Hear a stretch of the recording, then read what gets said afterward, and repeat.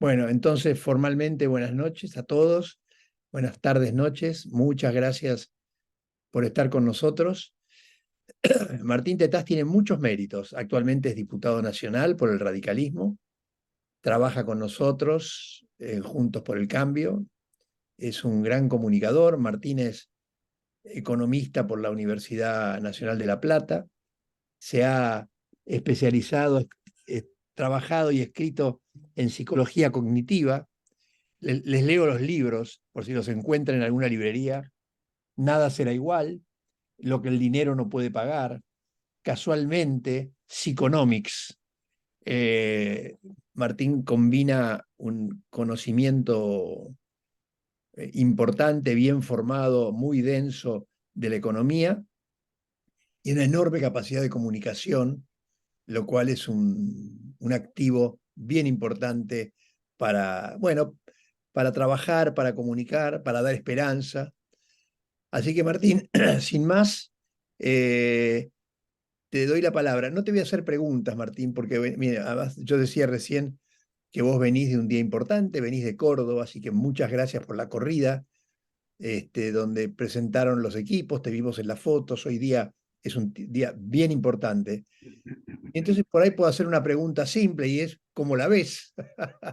¿Y cómo seguimos, Martín? O sea, lo que Bueno, hago es tirarte todo a vos. dale, dale, gracias Eduardo, gracias. Me gusta porque me gusta ir a los bifes a mí, así que vamos a los bifes derechos. Eh, Voy a hacer una presentación que me va a llevar, voy a tratar de hacer 20 minutos de introducción para abrir preguntas, si te parece, y peloteamos con todas las preguntas que tenga la gente, así podemos interactuar un poco. Eh, Argentina tiene dos problemas estructurales grandes, ¿no? Yo creo que hoy nosotros mostramos el programa para resolver esos dos problemas estructurales y creo que un poco la preocupación, mientras estamos hablando, Melconian es trending topic, están, digamos, la preocupación de muchos sectores libertarios tiene que ver con que, es verdad, nosotros, yo lo dije antes, miren qué acto fallido, porque fue como una pandemia para nosotros. Antes de la PASO lo dije, y algunos se enojó de mi propio espacio político. Yo dije que teníamos un problema de identidad, porque nosotros no nos veíamos juntos hacia de cara a la sociedad, porque estábamos peleando la interna entre Horacio y Patricia, y tampoco reflejábamos el cambio, porque no estaba claro cuál era nuestro programa. Bueno, la PASO nos sirvió justamente para ordenarnos y definir un liderazgo y definir una candidatura, que es la candidatura indiscutida de Patricia, atrás de la cual se sumaron a continuación de las PASO todos los que habían participado de esa PASO, acompañar a Patricia. Ayer, de hecho, Patricia estuvo en el comité de la Unión Cívica Radical con los máximos dirigentes de la Unión Cívica Radical dándole su apoyo. Y lo segundo que faltaba, para que todo el mundo ahora ya nos viera todos juntos, lo segundo que faltaba era la definición de un programa, y nada mejor que poner a un comunicador excelente como es Melconian, con el enorme trabajo que ya viene haciendo con la Fundación Hieral Mediterránea, sumándose, que fue lo que pasó, y hoy formalmente lo que asistimos fue al ensamble de los equipos técnicos de la Fundación Mediterránea y del equipo que tiene Melconian, con los que ya veníamos trabajando en Juntos por el Cambio. Entonces, es un equipo muy potente. Yo sé que ya está circulando la foto, en algunos medios circuló esa foto de José Luis Esper, Ricardo López Murphy. Hay un montón de gente más que no pudo ir por distintas razones de logística, pero que también estaba sumándose en ese espacio. Entonces, soy muy optimista hacia adelante. Ahora, ¿qué tiene que resolver Argentina hacia adelante? Dos grandes problemas que arrastramos de los últimos prácticamente 80 años. El primero es que la economía argentina tiene un sesgo antiexportador muy grande. Este sesgo antiexportador quiere decir que nosotros sistemáticamente, desde distintos gobiernos, desde distintos signos políticos, esto es importante, no es solo, acá no se salva a nadie, de distintos signos políticos le hemos puesto trabas a las exportaciones, impuestos a las exportaciones, limitaciones cuantitativas a las exportaciones, prohibiciones a las exportaciones, aunque suene ridículo, sí hemos puesto prohibiciones a las exportaciones, cuyo resultado es que Argentina hoy exporte la mitad de lo que tendría que estar exportando en otras condiciones normales. Ese sesgo antiexportador, al generar la mitad de las exportaciones, hace que el tipo de cambio real que equilibra el sector externo de la Argentina, o sea, el dólar, el precio del dólar, termine siendo demasiado alto. Y cuando el precio del dólar es muy alto en una economía, entonces los salarios reales en esa economía, que son la contracara del precio del dólar, son muy bajos. Y consecuentemente tenemos la mitad de los salarios de los trabajadores formales hoy de la economía argentina, gente que entre comillas tiene un buen salario, donde ese salario es menos de 250.000 pesos, que es lo que vale una canasta básica de bienes. O sea, salarios de miseria para trabajadores formales de tiempo completo en Argentina, algo que no se veía, pero que efectivamente es consecuencia de tener la moneda tan deteriorada por tener sistemáticamente un sesgo antiexportador. O sea que por tener sesgo antiexportador, los salarios reales son bajos en Argentina, consecuentemente la pobreza es muy alta y además tenemos recurrentemente, una vez cada 5 años, crisis del sector externo. Nos quedamos sin divisas, sin dólares, tuvimos 15 crisis macroeconómicas severas del sector externo asociadas a crisis de balanza de pagos en los últimos 75 años. Las 15 veces por la misma razón. Las 15 veces nos quedamos sin dólares. Y otra vez estamos arriba de una crisis de esa. Mientras hablamos, estamos atravesando una de esas crisis tremendas de balanza de pagos en las cuales la Argentina se quedó sin dólares. Algunos dicen, bueno, no, pero la sequía, justo se quedan 20.000 millones de dólares menos la sequía. Es verdad, eso es cierto que hay 20.000 millones de dólares menos en la economía por la sequía, pero también es cierto que en los 3 años anteriores hubo 50.000 millones de dólares de superávit y se los fumaron. Entonces, digamos, sistemáticamente estamos atentando contra los sectores que generan exportaciones. Si nosotros pudiéramos destrabar ese nudo gordiano, terminar con el sesgo antiexportador en Argentina, los salarios reales de todos los trabajadores, no solamente los del sector que está vinculado a las exportaciones, todos los trabajadores de la Argentina tendrían salarios reales más altos, por lo tanto la tasa de pobreza de la Argentina sería sistemáticamente más baja, probablemente la mitad de la que tenemos hoy, y evitaríamos la próxima crisis. La mejor manera de evitar la próxima crisis en Argentina y de no caer de vuelta en una crisis es eliminar el sesgo antiexportador que tiene sistemáticamente la economía argentina. Y esto es una cosa interesante porque antes estaba los gobiernos que caían siempre en la tentación de este sesgo antiexportador, lo hacían pensando que, bueno, que de todas maneras el sector al cual siempre le caían, que era vinculado al sector de la producción de alimentos y del campo, de todas maneras no se podían mudar a ninguna otra parte, nadie se podía llevar el campo a otro lado. Entonces, medio que ese impuesto o ese sesgo antiexportador que caía sobre la actividad estaba de alguna manera expropiando el valor de lo que valían esas propias explotaciones y no tenía mucha chance el productor que seguir produciendo. Pero ahora estamos entrando en ya entramos en realidad, pero estamos cada vez a más velocidad profundizando una transformación de la economía global en la cual los servicios basados en el conocimiento tienen un rol central. Y nosotros tenemos una ventaja comparativa enorme en servicios basados en el conocimiento, que es una de las industrias más dinámicas de la Argentina, pero lamentablemente, o mejor dicho, o a favor, no sé si lamentablemente, capaz que es una bendición, porque nos permite finalmente terminar con el sesgo antiexportador, es una industria que es muy flexible.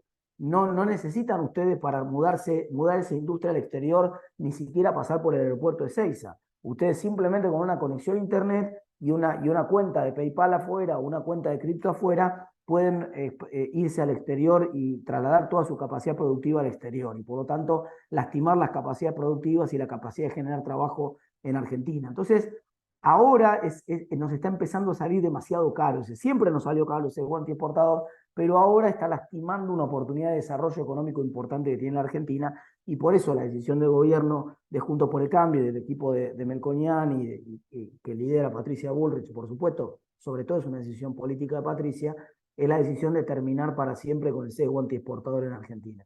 El segundo problema que históricamente arrastramos es el problema de la inflación, obviamente. El problema de la inflación nace del desarrollo y del crecimiento de los estados de bienestar que las sociedades modernas empezaron a demandar a salida de la Gran Depresión y sobre todo se consolidó esa demanda a salida de la Segunda Guerra Mundial. Obviamente, ustedes imaginen la Gran Depresión duró 6, 7, 8 años en Europa y Estados Unidos con tasa de desempleo del 25%. Acá la crisis del 2001, el peor año fue el 2001-2002, que hubo 21% de desempleo en el 2002 y duró solamente un año eso.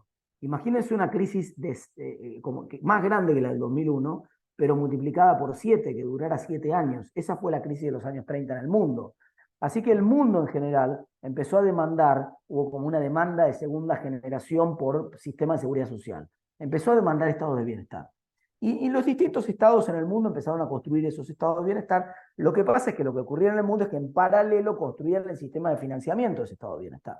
Entonces construían estructuras tributarias que claramente le mostraban a la sociedad de manera transparente que estaban financiando un estado de bienestar. Y cada sociedad se equilibraba de acuerdo a su sistema político, dónde quería estar y qué tamaño de estado de bienestar estaba dispuesto a financiar. Ningún problema, todos felices comían perdices. Pero en Argentina primero el responsable del peronismo, pero otra vez, después es cierto que otros gobiernos de distintos signos políticos persistieron en esta tendencia.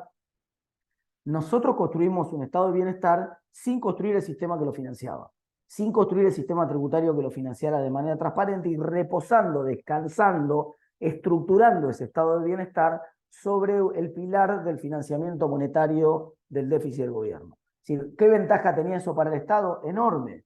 La posibilidad de construir una ilusión fiscal, porque encima eso coincidió en la segunda mitad, o mejor dicho, mediados del siglo pasado, con el proceso el momento de mejores términos de intercambio de todo el siglo XX para la República Argentina. Dicho en criollo, precios internacionales tan buenos que entraban muchas divisas al país, el tipo de cambio real era muy bajo y por lo tanto los salarios reales crecían.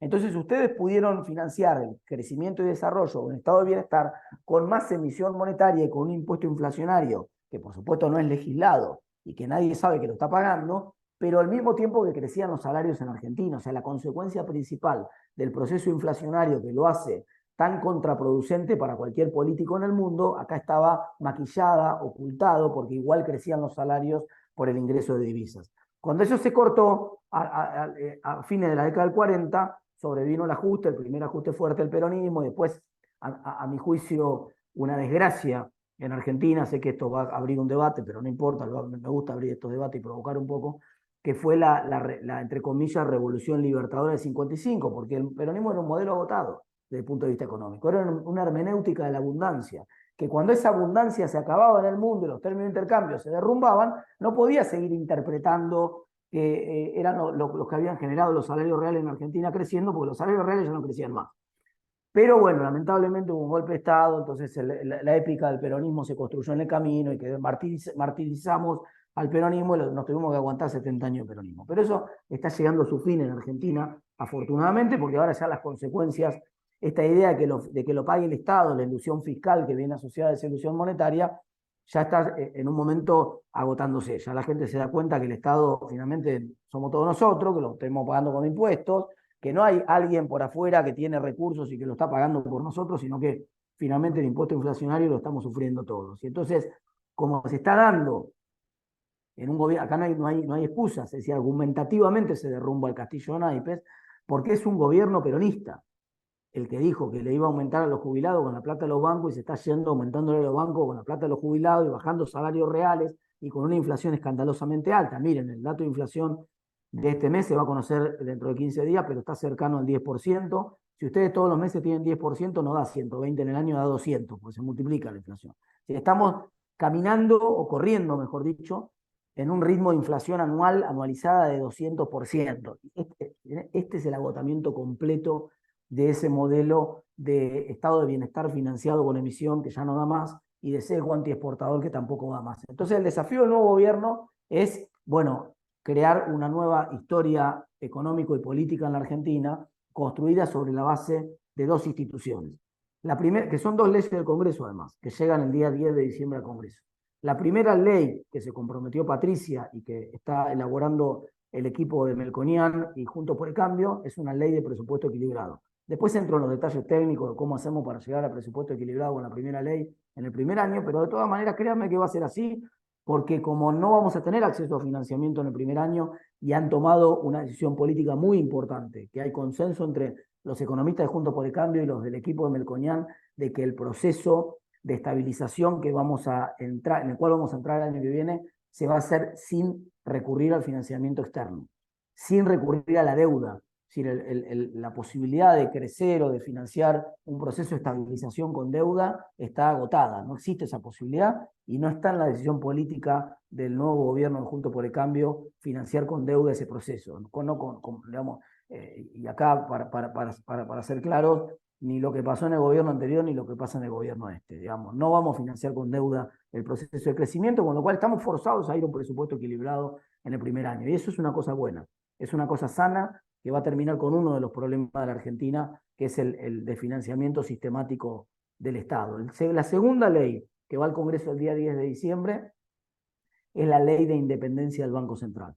Esa ley de independencia del Banco Central va a construir una institucionalidad similar a la que tiene Perú, Colombia, Chile, Brasil, Paraguay, Uruguay. Es decir, esencialmente lo que va a hacer es construir un muro que separa a la política de la autoridad monetaria. Si ustedes tienen, por ejemplo, políticos que están deteriorados en todo el mundo, pero particularmente en América Latina, en Chile, Boric, un político de izquierda que tiene menos de 20 puntos de imagen positiva, pero no toca el Banco Central.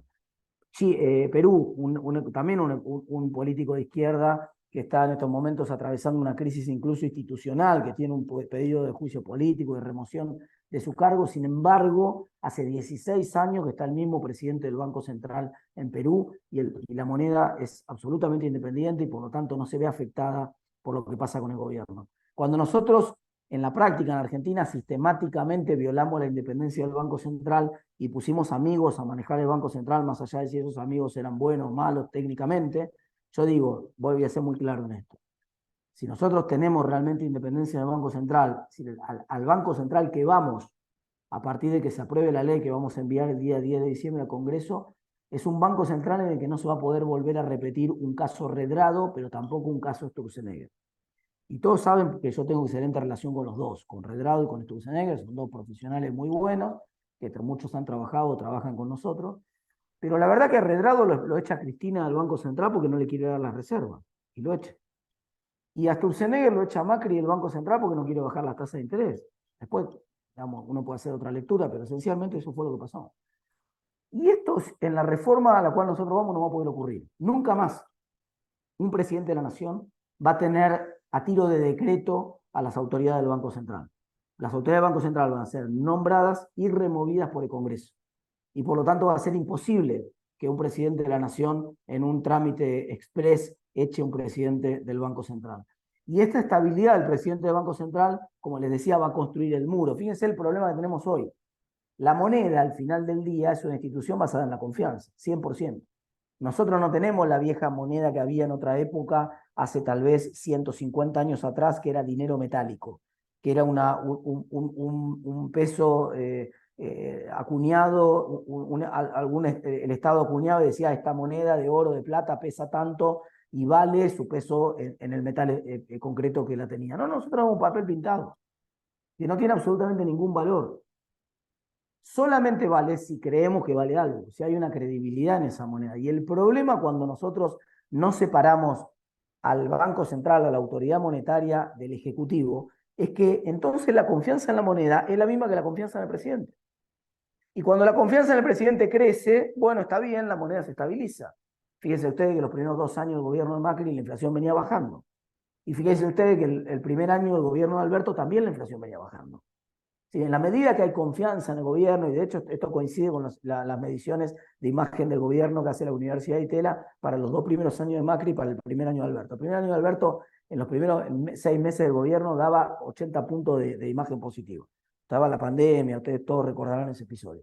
Entonces, con imagen positiva tan alta, la verdad que la moneda tenía confianza y la inflación bajaba en Argentina.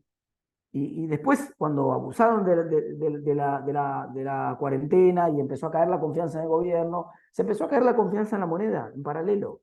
Y entonces, la confianza en la moneda es finalmente la contracara de la desconfianza en el gobierno, para decirlo de otra manera. Entonces, y esto es patente en el último año. Desde que apareció, yo les diría, uno dice, a veces busca el aspecto monetario de Se de cortó, la ¿no? inflación, ¿no? Yo estoy, che, yo los escucho bien. Díganme si me corté. No, ahí me hacen así con el dedito, así que estoy bien. Fíjense el dato, el dato central que quería traer a la discusión. A mi juicio, el golpe más fuerte para la inflación en Argentina en los últimos años no fue la emisión monetaria del gobierno, que por supuesto ayudó, sino que fue la foto de Olivos, la famosa foto de Olivos. ¿Por qué fue la famosa foto de Olivos? Porque la famosa foto de Olivos nos demostró que estábamos ante un presidente que era un mentiroso. Y si el presidente, que es el que finalmente firma con su testaferro político, que es el presidente del Banco Central, porque pone y saca al presidente del Banco Central, así que finalmente la moneda es un pagaré firmado por el presidente, con la institucionalidad que tenemos en Argentina. Si ese pagaré firmado está firmado por un presidente mentiroso, que le miente a la sociedad descaradamente en la situación más difícil que estaba atravesando la sociedad en su historia prácticamente, y le miente descaradamente, entonces ¿qué confianza puede tener la gente en un papel firmado por ese presidente? Ninguna, y por lo tanto, desde ese momento se empieza a derrumbar la imagen en Alberto y sistemáticamente empieza a subir la inflación en Argentina. Ahora tenemos un presidente pintado completamente al óleo, testimonial, que ya ni siquiera está para los actos protocolares, y consecuentemente la moneda no sirve ni siquiera para actos protocolares ni para nada. Es decir, está describiendo exactamente el mismo camino que describe el presidente. Se está cayendo a pedazos como se cae a pedazos la imagen del presidente. Nosotros necesitamos avanzar y vamos a avanzar con una reforma monetaria que nos va a dejar un banco central en el cual no va a importar si en el próximo gobierno nosotros ganamos o perdemos la elección de medio término. No va a importar si en el próximo gobierno nosotros ganamos o perdemos la elección dentro de 4 años y es reelecta Patricia Bullrich o no es reelecta Patricia Bullrich. No va a importar. No va a importar si perdemos la PASO, fíjense el efecto PASO, ¿no? Tanto después de la PASO del 2019 como después de la PASO de este año, que colapsaron los mercados después de la PASO. Eso únicamente pasa en un país en el cual el Banco Central es el Poder Ejecutivo. Entonces, donde se derrumba la confianza del Poder Ejecutivo, se derrumba el Banco Central. No va a volver a pasar nunca más, en la medida que nosotros tengamos independencia del Banco Central. Por eso, estimado Eduardo, soy muy optimista hacia el año que viene. Vamos a ir a un derrumbe de la inflación el año que viene muy rápido, muy fuerte. Piensen ustedes que es un dato también muy interesante. En la experiencia de los programas antiinflacionarios del mundo entero, hay un denominador común. Es mucho más fácil, cuando el programa antiinflacionario es exitoso, bajar una inflación de 200 a 20 que bajarla de 20 a 2. O sea, en el primer año va a ser relativamente fácil derrumbar la inflación de 200 a 20. Tenemos los dos antecedentes en Argentina de los primeros meses del plan austral y de los primeros meses del plan de convertibilidad como evidencia de lo que estoy planteando. Cuando hubo un cambio de regla de juego de 180 grados, que hasta cambiaron la moneda, en esos dos modelos que les estoy contando, la inflación el mes anterior a la implantación del plan austral en Argentina era 30% mensual, primer mes del plan austral 3, segundo mes 2, tercer mes 1,5. El plan de convertibilidad hizo exactamente la misma trayectoria. 30% de inflación el mes anterior, mensual, 30, el triple que ahora, un desastre, casi hiper. Primer mes de convertibilidad 3, segundo mes 2,5, tercer mes 2. Entonces, nosotros vamos hacia un derrumbe de la inflación en el primer año de gobierno por el mismo efecto que les estoy contando. Y eso nos va a permitir tener el apoyo popular que necesitamos para hacer las reformas profundas que necesita Argentina. Tanto la reforma del Estado que necesita Argentina, como la reforma de las instituciones laborales que necesita Argentina. Esas reformas, en algún momento hubo una discusión, me voy a sincerar con ustedes, hubo una discusión en Juntos por el Cambio hace 2 años atrás, después de la elección de 2021, entre los equipos técnicos de Juntos por el Cambio, sobre si la secuencia de las reformas no convenía hacer al revés. Hacer primero la reforma del Estado que nos permita bajar. Se hablaba entre 5 y 8 puntos, Milei era un poroto al lado nuestro en ese entonces, entre 5 y 8 puntos el tamaño del Estado, y si eso nos podía entonces hacer creíble la reforma monetaria. Y la conclusión que finalmente terminamos sacando es que no hay posibilidad, no llegamos a hacer la reforma monetaria si nosotros primero no quebramos las expectativas en el principal problema que tiene la gente hoy. Entonces, ahora, de hecho veníamos charlando con Patricia en el vuelo de vuelta sobre este tema, ¿no? Sobre la necesidad de cambiar, de generar una mística de participación en Juntos por el Cambio, y que esa mística de participación asociara la participación militante en el proceso de fiscalización y de dar vuelta a esta elección, porque tenemos que terminar nosotros octubre arriba de Milei para tener más chances en el balotaje, y que esa épica que vamos a tratar de construir esté asociada a que esa participación militante para convencer a un amigo que vaya a votar, para ir a buscar a un familiar que no fue a votar, para ir a fiscalizar, estuviera íntimamente asociada a que estamos contribuyendo a bajar la inflación en Argentina. Si fiscalizás, si militás en la próxima elección, estás ayudando a bajar la inflación en Argentina. Tenés una posibilidad de aportar vos a la baja de la inflación en Argentina, y es poniendo tu granito de arena militante para dar vuelta a esta elección, para construir la épica que necesitamos para ganar en octubre y terminar triunfando dentro del balotaje en noviembre del 22. Así que muy rápidamente, Eduardo, quería hacerles este análisis de hacia dónde va la propuesta programática del nuevo equipo económico que se está conformando, de hacia dónde va la propuesta de Patricia en materia de economía y en materia institucional, y por lo tanto abrirme entonces sí a las preguntas que tuvieran ustedes y donde pudiéramos evacuar algunas consultas que vayan surgiendo. Un comentario, muchas gracias Martín.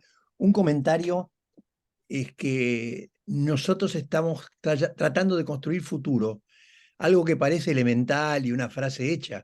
El drama de todos es hoy día la falta de futuro, quiere decir de falta de expectativas sobre qué va a pasar conmigo y no puedo saber qué va a pasar conmigo si el dinero no tiene valor. Y este es el drama. Ahora, no puedo evitar, entonces, ahora me pongo el periodista y te digo, Martín, eso se arregla muy fácil, cerrando el Banco Central. Y lo pregunto así brutalmente porque todas las personas que están hoy con nosotros participan en sus comunidades, en sus ciudades, de discusiones, conversan con sus vecinos, etc. ¿Por qué la propuesta de cerrar el Banco Central no va a resolver el drama que acabamos de escuchar? Yo primero quiero llamar la atención sobre una cuestión táctica. Sobre una cuestión táctica. Si nosotros dedicamos la campaña a contestarle a Milei, vamos a ir tercero. Es decir, nosotros tenemos que tenemos que tener una respuesta. Yo voy a elaborar sobre ese punto ahora. Tenemos que tener una respuesta rápida, ¿no? Para la cola del supermercado, para la discusión en la oficina, para la discusión con los amigos en la cena de los jueves, en el grupo de WhatsApp de la escuela de los chicos. Vamos, hay que tener una respuesta rápida. Pero nosotros tenemos que mover rápidamente hacia nuestra propuesta y hacia que nosotros tenemos una ventaja comparativa muy grande respecto de todos los otros espacios políticos para construir la salida que necesita Argentina. Argentina necesita dos leyes claves: la ley de independencia del Banco Central y la ley de equilibrio presupuestario, de presupuesto sin déficit.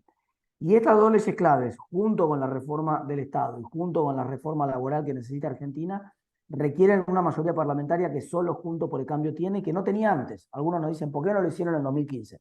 Porque Macri ganó justamente, por la misma razón que Milei no lo va a poder hacer ahora. Porque Macri ganó con 86 diputados, imagínate con 40. Macri ganó con 15 senadores, imagínate con 5. Era una quinta parte de la Cámara de Senadores. Entonces es imposible hacer la reforma Argentina necesita. Nosotros estuvimos trabajando todos estos años justamente para no tener que volver a caer en esa trampa y para tener la mayoría parlamentaria. Somos el único espacio político en Argentina que tiene la mayoría parlamentaria y sabemos cuáles son las leyes concretas que vamos a mandar al Congreso para resolver el problema de la inflación primero y resolver el problema fiscal que tiene la Argentina después. O sea, lo tenemos claro y lo estamos contando cuáles son las dos leyes. O sea que creo que tenemos que caer ahí. Ahora, vamos al punto central. Hay un video, me parece, de Melconian, que yo lo circulé, lo subí hoy a las redes sociales, que muy didáctico. Melconian, como incorporación para los equipos de Juntos por el Cambio, es un golazo de media cancha por su capacidad técnica, por sus equipos, por su trabajo en equipo, pero sobre todas las cosas por su capacidad de comunicador, ¿no? Extraordinario. Entonces, Melco lo dice muy gráficamente, creo que muchos lo han visto, por si alguno no lo vio. Dice esto como el tipo que se sube al colectivo y como no tiene un asiento, decide cortarse la pata a ver si alguien le da el asiento por lisiado, ¿no? Entonces, sos un boludo si haces eso. Me parece lo más nutritivo del video, por eso no creo ni que hay que contarlo, hay que reproducir el video por todas las redes sociales, el video de Melconian, es porque Melconian lo pone en castellano, le dice que es un boludo. Le dice, sos un boludo. Si vos te cortás una gamba, te amputás una gamba, porque hoy quemar el Banco Central o cerrar el Banco Central es amputarse una gamba. Si vos te amputás una gamba porque te das cuenta que no hay lugar en el colectivo y es la única manera que tenés de sentarte, la verdad que sos un boludo. Y me parece que respuesta más gráfica que esa no hay. Ahora, dejemos la respuesta gráfica de la chicana, vamos con la de Juan Manuel. ¿Por qué? Vamos a la pregunta de por qué. Porque, miren, si ustedes van a una moneda que no fuera la nuestra, como el caso de irse al dólar, que es el caso que propone Milei, estamos atados a lo que le pase a Estados Unidos. Entonces, ¿qué puede pasar? Bueno, ¿qué va a pasar primero? Número uno, la productividad de Estados Unidos va a crecer más rápido que la nuestra. Eso lo sabe todo el mundo. Primero porque basta mirar para atrás cualquier periodo de la historia que ustedes quieran mirar, siempre la productividad de Estados Unidos crece más rápido que la nuestra. Lo cual es obvio, porque Estados Unidos invierte 5 puntos de producto en investigación y desarrollo y nosotros medio punto. Entonces, obviamente, todos los avances tecnológicos, de cada 300.000 patentes que se inventan en Estados Unidos, nosotros sacamos 300. Una cada 1.000 de ellos. Entonces, obviamente, la productividad en Estados Unidos crece más rápido de lo que crece la productividad en Argentina. Cuando pasa eso, la moneda en Estados Unidos se va a empezar a apreciar para mostrar que ellos son cada vez más productivos. Y eso nos va a poner a nosotros tremendamente caro respecto al resto del mundo. Es decir, nosotros vamos a tener una moneda que va a darle el mensaje al mundo de que somos cada vez más productivos, pero en la realidad es mentira eso. No somos cada vez más productivos. Sargent, que está en Argentina ahora, Thomas Sargent, Premio Nobel de Economía, lo ilustró con otro ejemplo que se hizo también viral en las redes sociales. Dijo, vos por ponerte la remera de Messi, no sos Messi. A veces alguno piensa que vos con la remera de Messi ahora vas a jugar como Messi, va a activar como no. La verdad que con la remera de Messi, yo sigo siendo igual de tronco que lo que soy sin la remera de Messi. Entonces, no es que el dólar como moneda nos va a corregir todos los problemas que tenemos nosotros en términos de productividad. No, no nos va a ser más productivo el dólar como moneda. No va a ser que la productividad crezca más rápido en Argentina el dólar como moneda. Entonces, nos va a pasar esta primera trampa, va a crecer más rápido la productividad en Estados Unidos y cuando acumule un diferencial de productividad lo suficientemente grande, nosotros vamos a colapsar y vamos a tener una crisis tipo 2001.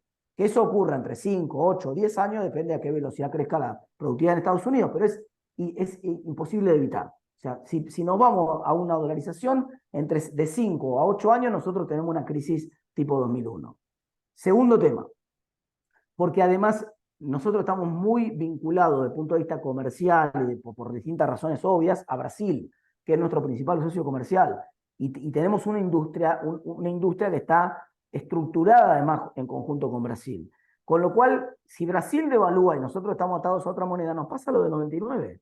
La crisis 99-2001 esencialmente se desencadena porque en enero del 99 Brasil devalúa su moneda y nosotros no podíamos porque estábamos atados al dólar. Era una cuasi dolarización esa convertibilidad. Estábamos atados al dólar, no podíamos devaluar. Entonces, de golpe Brasil se puso mucho más barato para todas las empresas. Las empresas empezaron a ver que si se quedaban en Argentina, nosotros ese problema no lo íbamos a poder corregir por muchos años, porque no podíamos salir de la convertibilidad, y por lo tanto todos sacaron la cuenta y dijeron, este diferencial de que Brasil va a ser más barato que Argentina va a durar unos cuantos años, vamos a instalarlo en Brasil.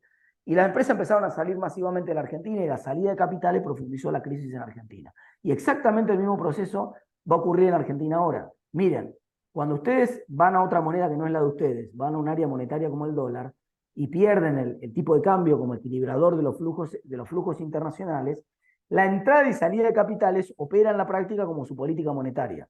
Cuando entran capitales, aumenta la cantidad de dinero genuinamente en la economía y por lo tanto las tasas de interés bajan y la economía crece. Cuando salen capitales, es lo inverso. Se achica la cantidad de dinero en la economía, las tasas de interés suben y la economía colapsa. Y esto es esencialmente el punto al que vamos si Brasil devalúa. Entonces, si en Estados Unidos crece la productividad más rápido, o si Brasil devalúa, estamos en el horno. Y si no por razones de productividad, sino por algún shock distinto, nos pasa que en el momento en el cual Brasil tiene que devaluar, nosotros tenemos que apreciar, o viceversa, también tenemos un problema grave. O sea que no es una buena idea ir a la dolarización, aun cuando pudiéramos. Después está toda la otra discusión, que, ok, bueno, dale, me convenciste, vamos a la dolarización, ¿con qué dólares? ¿No? ¿Con qué dólares? ¿A qué tipo de cambio? Si tiene tantos problemas que cuando finalmente Milei ganó y todos fueron ahora a tomarse un poco más en serio lo de la dolarización y a preguntarle a los principales asesores de Milei, bueno, a ver cómo es el tema de la dolarización, cuándo se hace, cómo salen, no hay dos asistentes o asesores de Milei que den la misma respuesta. De hecho, el propio Milei se contradice. Yo esto lo conté varias veces, está en un tuit que escribí hace un tiempo. El último libro de Milei tiene 3 propuestas de dolarización distintas. En la página 140 propone dolarizar con una banca Simons, que es un esquema de sistema financiero que no existe en ningún país del mundo, que es una locura.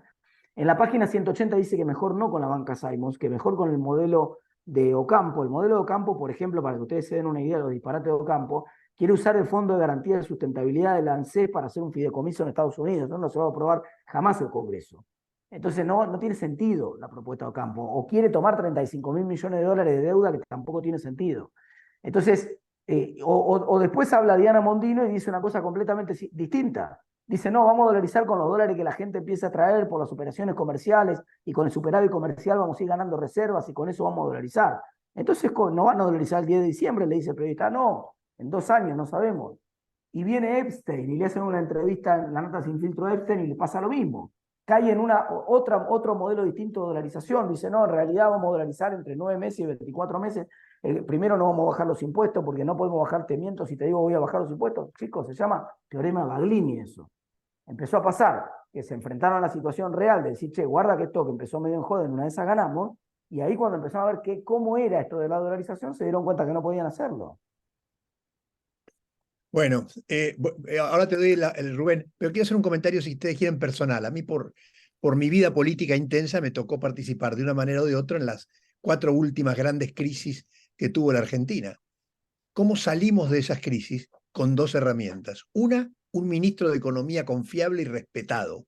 Surruil, Cavallo, Remes, Lavagna, fueron tipos que con sus más y con sus menos pudieron armar y fue salir del despelote, del medio del despelote. Habrá críticas, etcétera, pero tuvimos una persona, como ahora queremos que tenga Melconian, que sea Melconian y su equipo. Y lo segundo es que la casta consumió grandes cantidades de mate y vino, conversando y conversando y conversando para poder armar las leyes, etcétera, que fueron permitir salir a la Argentina de estas crisis terribles. Ninguna de las dos cosas son las que propone este personaje. No tiene, como acabas de mostrar muy bien, no tiene una idea económica ordenada, y segundo, considera el diálogo como una actitud insoportable. No se puede dialogar, solamente hay que derrotar al otro. Por lo tanto, esta dramática crisis que vivimos los argentinos hoy no se podrán resolver si no tenemos un equipo económico serio y confiable y la posibilidad de dialogar con otros para poder sacar las leyes que tenemos listas para el Congreso, ¿no? Acá Juan Manuel me pregunta si no es mejor crecer a tasas americanas, ¿no? Sí. Pero es que, otra vez, ponerte la remera de Messi no te hace hacer los goles de Messi. No vamos a crecer a tasas americanas porque nos pongamos la moneda de Estados Unidos. No, ese es exactamente el problema. El problema es que la productividad nuestra no depende de la moneda. La productividad nuestra depende de cuánto invirtamos, depende de las instituciones que tengamos, depende de las leyes laborales que tengamos, depende del clima de negocio que haya en Argentina. La moneda es un factor nada más, no es que nosotros vamos a crecer a la misma. Estados Unidos invierte 5 puntos del PBI para crecer todos los años en investigación y desarrollo. Es el país del mundo que hace más patentes. Nosotros estamos lejísimos en patentes por habitante. Ellos están número 1 y nosotros estamos número 50. No vamos a crecer nunca a la misma velocidad que crece Estados Unidos. No depende de eso, depende de otra cosa, no de ponerse la camiseta de Estados Unidos o de dolarizar. Ojalá fuera así de fácil. Vamos a Rubén, que levantó la mano. Mientras tanto, seguimos con las preguntas que estás leyendo, Martín, muchas de las cuales se van a contestar en la serie de conversaciones y charlas de este tipo que empezamos a partir de hoy, porque hay temas puntuales como el desarrollo del interior, la infraestructura, etcétera, lo vamos a ir contestando. Rubén. Hola, hola Martín, mucho gusto. De 2 preguntas técnicas que tienen con valor de números y respondo a algo que vos decís. Primero, ¿cómo conseguimos los 5 o 6 millones de votos que necesitamos para triunfar? 2, ¿cómo lográs implantar presupuestos por programas para el presupuesto del 2024 justamente para reducir el gasto público? Dos comentarios voy a hacer. Primero, no es que tampoco necesitamos 5 millones de votos, ¿eh? Nosotros necesitamos, para primero entrar en el balotaje. Para eso nos alcanza con bastante menos que eso. Después sí, en el balotaje es otra la estrategia distinta que la del balotaje. Yo creo que hay 2 lugares de los cuales nosotros tenemos que ir a buscar nuestros votos centralmente. El primer lugar son los votantes que siempre fueron votantes nuestros, afines a nosotros. Déjame decirte una sola cosa. Movilizaciones callejeras en favor de Patricia, como hicimos con los banderazos en 2021. Ahora voy, esa es otra cosa. Ahora voy a contarte eso porque vengo a hablar eso con Patricia recién. Nosotros necesitamos recuperar ese votante de Checoslovaquia, como le decían medio en broma, medio en serio. ¿Se acuerdan cuando estaba pintada de boca la Argentina y estaba toda amarilla la franja que iba desde Mendoza hasta Entre Ríos? Todas las provincias productivas, Córdoba, Santa Fe, estaban pintadas de amarillo. Bueno, eso es el que le decían en broma Checoslovaquia, algunos en un meme. Nosotros necesitamos recuperar Checoslovaquia, ¿no? Esto es como si fuera el TEG, desde el punto de vista electoral.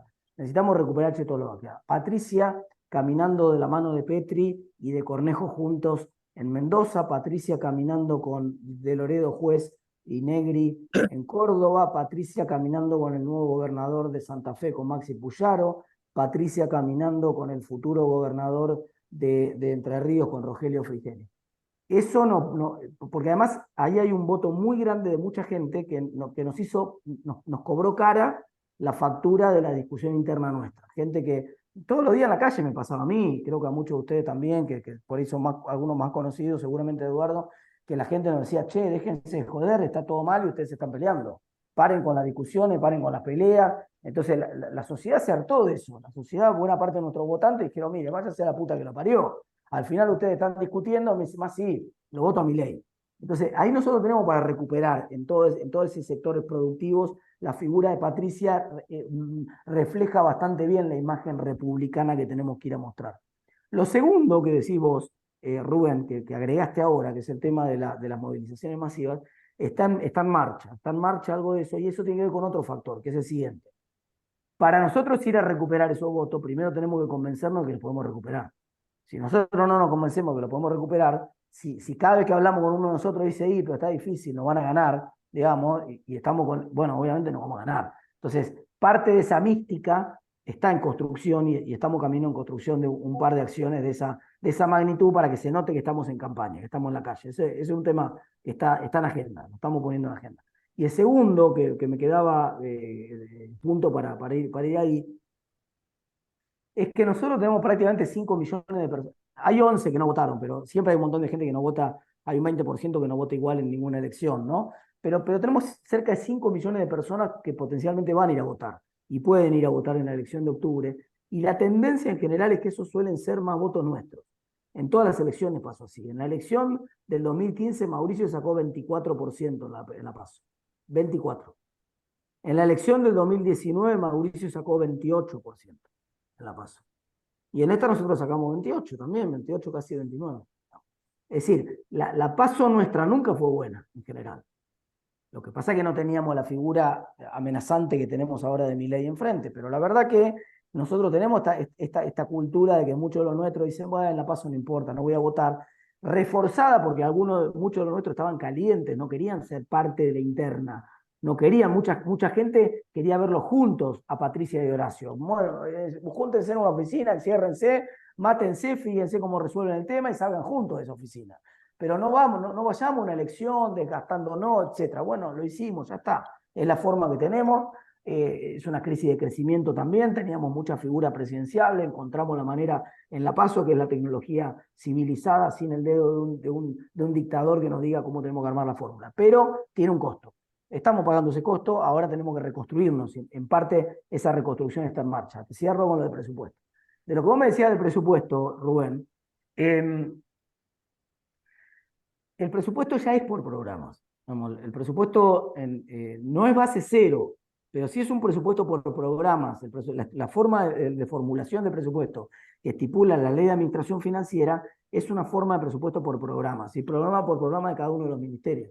Lo que nosotros tenemos que tener es la clave de cuáles son los 5 lugares donde vamos a ir a recortar. Y lo tenemos bien claro, cuáles son los 5 lugares donde vamos a ir a recortar. Punto número 1, gasto fiscal. Hay 4 puntos de gasto fiscal en el presupuesto.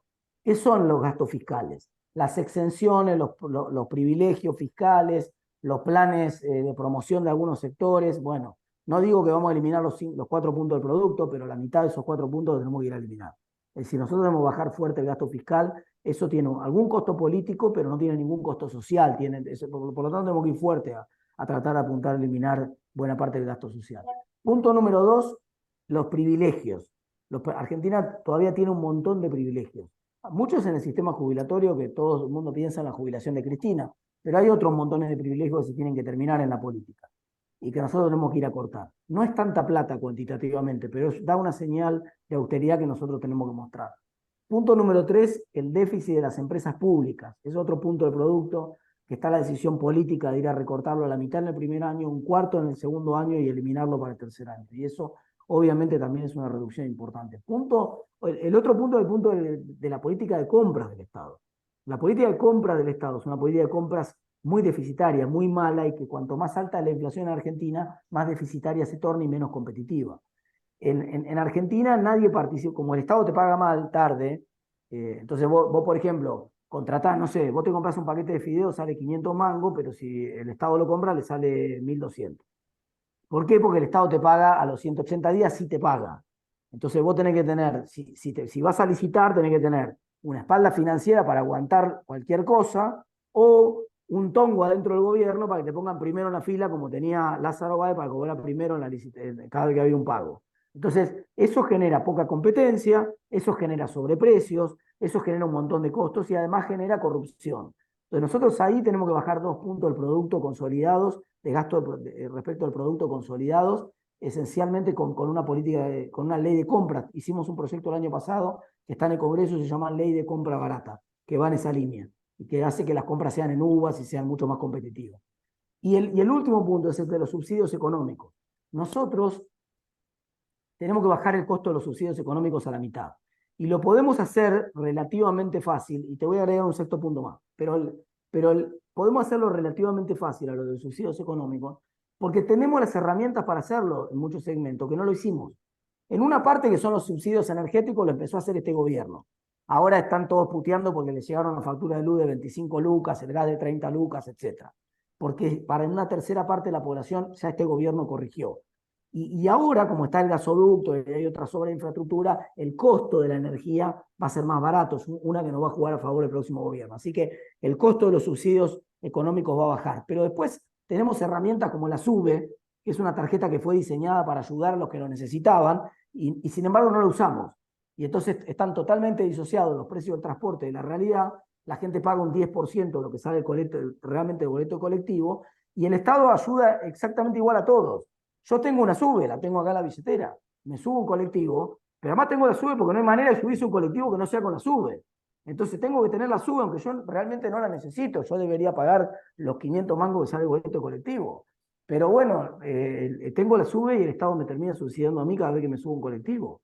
Entonces, ahí tenemos prácticamente otro punto del producto para recortar de subsidios económicos. Y finalmente tenemos un dato de un bono demográfico dentro del sector público que es notable, que mucha gente no lo sabe. Una quinta parte de los trabajadores del sector público nacional tiene más de 60 años. 20% de los trabajadores del sector público nacional tienen más de 60 años. ¿Qué quiere decir esto? Que en los próximos años vamos a tener una ola de jubilaciones, de gente que se va jubilando y va saliendo del sector público. Y entonces eso, obviamente, claro, cuando vos jubilás un médico, tenés que incorporar otro médico, cuando jubilás un policía, tenés que incorporar otro, no, ahí no tenés mucho margen, pero tenés muchos lugares burocráticos en los cuales no tenés necesidad de seguir incorporando. Entonces, esta tendencia que empezó Macri en el gobierno de él, Macri es el único presidente prácticamente de la democracia que asumió con 720.000 trabajadores en el sector público nacional y se fue con 690. Se fue con 30.000 menos que con lo que asumió. Y nosotros vamos a tener una oportunidad grande de reducir mucho más eso, de irnos con más de 50.000 trabajadores menos en el sector público sin necesidad de echar a nadie, simplemente porque el bono demográfico de los trabajadores que se jubilan nos permite eso. Además, obviamente, está la decisión de Patricia que todos los nombramientos de este último periodo, de este último año, la mayoría de esos nombramientos se van a reversar, ¿no? Entonces, ya te di 6 herramientas con las cuales nosotros vamos a ordenar el gasto público en el primer año de gobierno. Y para conversar, que Martín se tiene que ir y media en punto, así que vamos con la René Monteros. Estás muteado, René. Ahí está. ¿Cómo están? Bien. Hola. Buenas tardes, Martín. ¿Cómo estás, Martín? Bien, bien, vamos a lo bife. Muchas gracias por esta reunión. Hay algo que vos dijiste que a mí me parece que nosotros culturalmente en este país tenemos que crecer desde el punto de vista de la cultura institucional. O sea, necesitamos tener estos debates y que haya, digamos, varios componentes que puedan procurar llegar hacia una presidencia, ¿no? O sea, estamos acostumbrados a que nos digan con el dedito quién va a ser presidente, de manera que este proceso que nosotros estamos reconstruyendo hoy está muy bueno. Ese por una parte. Te quería hablar sobre la mística que vos hace rato tocaste y eso a mí me estaba preocupando y veo que están trabajando. El plan Platita ya comenzó. Entiendo que prepararon una cosa así, casi el presupuesto de Jujuy, digamos, para dilapidar y buscar votos. El peronismo estoy hablando, ¿no? Con tema Milei, yo estimaba que la cantidad de votantes debiera estar bajando para esta fecha. Lo que sí noto es que no está aumentando, con lo cual creo que hizo techo. Y por último, no estaba viendo de parte nuestra de Juntos por el Cambio que estábamos creando algo, y eso es lo que vos acabaste de decir recién que necesitamos una mística. Y a mi punto de ver, y te lo dejo a vos a tu criterio, esa mística de Juntos por el Cambio es que nosotros tenemos que mostrarle a los argentinos que somos la agrupación política que mejor, en mejores condiciones está hoy, por calidad de personas, ¿no? Por la cantidad también de lo que venimos construyendo hace 10 años como Juntos por el Cambio, y también porque hay muy buenas intenciones, siempre hay buenas intenciones en cada uno de tus candidatos. Yo te vengo siguiendo a vos de que vos te iniciaste en la radio, y es impresionante y estamos muy contentos de este progreso que has tenido hoy, y también Patricia Burri, que la venimos siguiendo. Así que eso te quería comentar, y, Bueno. y por último decirte que estaría muy bueno que esa mística la procuremos construir a partir de mostrarle a los argentinos que nosotros tenemos una cantidad tremenda de gobernadores, legisladores, concejales, intendentes, y eso la gente no lo sabe por ahí, que estamos en muy buenas condiciones de gobernar este país institucionalmente. El desafío que Gracias. nosotros tenemos, el desafío que tenemos nosotros es que esa imagen, esa foto, para decirlo entre comillas, de toda la fortaleza política que nosotros tenemos no sea interpretada como casta. Nosotros tenemos el desafío de que esa imagen sea interpretada como potencia, como poder, como capacidad, esencialmente. Eso es lo que necesitamos. Vamos a la siguiente pregunta, Eduardo. Nadie más levantó la mano. Si querés leer alguna más y después con esto cerramos, ¿no? Bueno. Acá, Gerardo Gerardo de Puerto Madryn, dale. Y con esto terminamos. No la veo, decime vos, ¿qué dice? No, Hola Martín, hola gente. Mi preocupación es que mucha gente joven cree que realmente no tenemos propuesta económica. Por eso hay que llegar a toda la juventud y a demostrarlo. También creo que con respecto a Milei, la gente cree que se va a resolver mágicamente, que tiene un poco todo eso del show de Milei y todo. Salí medio Y entrecortado, trabajo con la Gerardo. construcción y con la gente, van a institucionalidad y el recorte social que pudiera llegar a tener y el quedarse en la calle. O sea, son dos cosas completamente diferentes. Entonces hay que mostrar parece que una se cortó, Gerardo. Pero bueno, Sí, tengo mal Sí, sí, acá la lo escuché, conexión. pero salía medio duda, entrecortado. No, no, lo entendí perfectamente al planteo.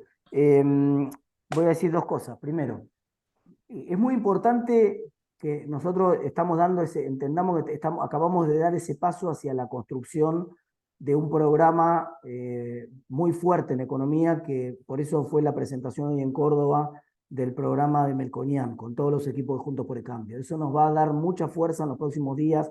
Ya empezaron a salir muchos videos, algunos los comenté recién, de intervenciones de Melconian que son muy fuertes para revertir esa idea de que nosotros no tenemos un programa económico. Creo que en pocas semanas esa idea va a quedar descartada. Es muy fuerte la figura de Melconian, va a ser muy fuerte en todos los medios. El argumento de que no tenemos plan económico va a quedar completamente descartada. Digo un último punto respecto a esto. Yo me acuerdo de la elección del 2009, ¿no? La elección del 2009, muchos se acuerdan, ganó de Narváez en la provincia de Buenos Aires al kirchnerismo, y de Narváez le ganó diciéndole a la gente que tenía un plan. Nunca llegó a explicar cuál era el plan. Nunca llegó a explicar cuál era el plan. Alcanzó con decir y con transmitir la idea de yo tengo un plan, suficiente. Digamos.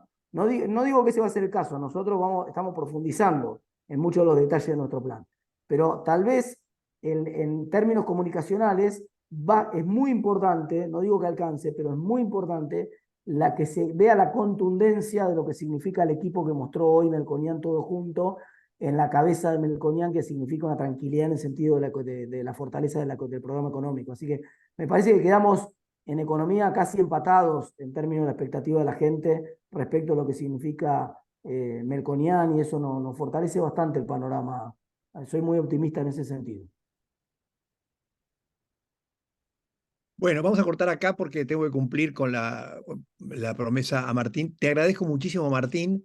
La verdad que nos das energía. Como te dije al principio, estamos muy orgullosos de que estamos llegando a todo el país. a gente que se compromete desde diversos lugares, ciudadanos que quieren acompañarnos. Y les digo que la semana que viene seguimos, vamos a tener entre 1 y 2 de estas charlas todas las semanas. Así que de vuelta, muchas gracias Martín. Guille, por favor, subí al chat los modos de comunicarse con nosotros y entonces propongo un aplauso en el aire para Martín. Bueno, muchas gracias muchachos, muchas gracias. Nos vemos, Eduardo, en la próxima. Gracias por la invitación. Bueno, gracias a todos, muchas gracias.